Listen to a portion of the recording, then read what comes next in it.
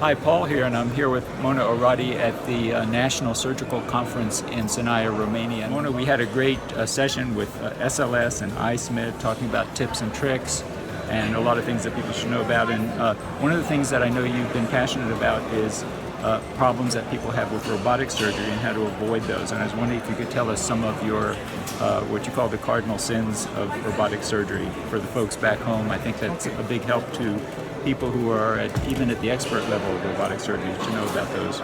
Sure, Paul. Robotic surgery, although it is still laparoscopic surgery, there are a few mistakes that can be made with the robot that are kind of unique to the robot. The first avoiding cardinal sins are pretty universal, even with laparoscopy. There are things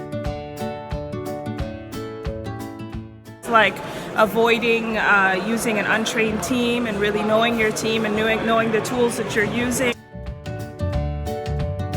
Having proper patient positioning, making sure the patient's not going to slide off the table. Communicating with your anesthesiologist, making sure that they understand the case and how long the case is going to be, and that they're not going to have access to the arms, and being prepared for things like that. And then there are other things or mistakes that are kind of unique to the robot that can cause problems.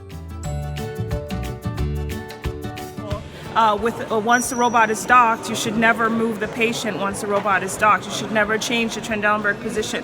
So that makes it necessary for you to have to really prepare beforehand and make sure that before you dock the robot that the patient is in the proper position, because if you move the patient once positioned and once the robot is docked, you can cause internal injury.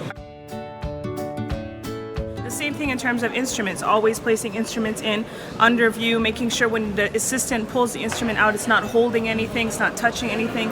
Always keeping your instruments in view. Moving instruments out of view is a big cardinal sin that have led to some major injuries. Applying energy with the wrong foot pedal, not looking where your visual cues are as a surgeon. In the console, there's a lot of lights and beeping and kind of visual cues that tell us what we're doing. So making sure that we're applying energy to the right tissue. Always looking at everything before we leave, making sure that we haven't caused any inadvertent injury, because again, with the robot, all we can see as a surgeon is just what's in view of the camera. So those are just a few of the things that surgeons have to be aware of. And then I also went through things like an emergency undock procedure. If you don't perform emergency undock in the proper order and the proper speed, that can also lead to problems.